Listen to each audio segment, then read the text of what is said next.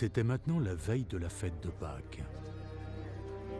Jésus savait que l'heure était venue pour lui de quitter ce monde et rejoindre le Père. Il avait toujours aimé les siens qui étaient dans le monde et il les aima jusqu'à la fin.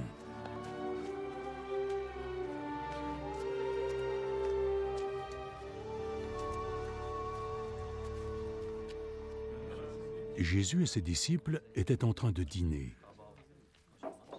Le diable avait déjà fait germer dans le cœur de Judas, fils de Simon Iscariote, le dessein de trahir Jésus. Jésus savait que le Père lui avait transmis tout son pouvoir. Il savait qu'il était venu de Dieu et qu'il retournerait à Dieu.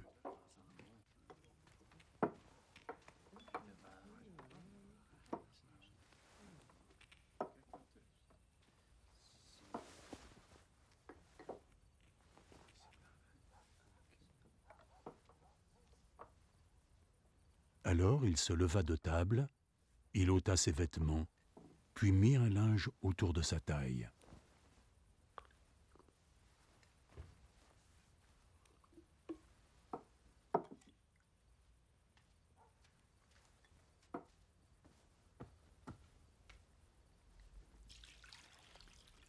Ensuite, il versa de l'eau dans une bassine et commença à laver les pieds de ses disciples, puis à les essuyer avec le linge dont il était saint.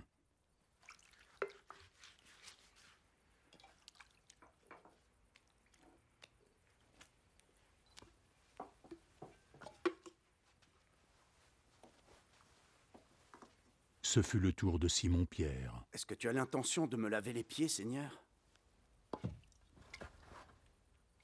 Tu ne comprends pas maintenant ce que je fais, mais tu le comprendras plus tard. Jamais, jamais de la vie tu ne me laveras les pieds. Si je ne te lave pas les pieds, tu ne recevras aucune part de moi. Seigneur,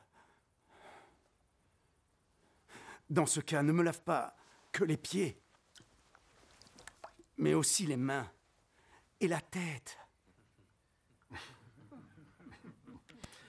Ceux qui ont pris un bain sont complètement propres, et ils n'ont plus besoin de se laver, mis à part les pieds.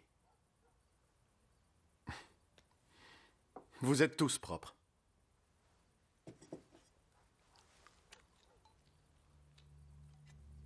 Tous sauf un. Jésus savait déjà qui allait le trahir.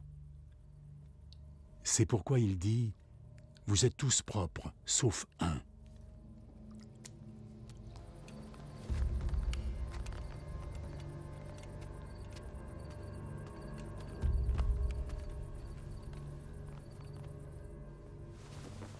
Après que Jésus eut lavé les pieds de ses disciples, il remit ses vêtements et retourna à la table. Avez-vous compris ce que je viens de vous faire? Vous m'appelez Maître et Seigneur. Et vous avez raison de le faire puisque c'est ce que je suis.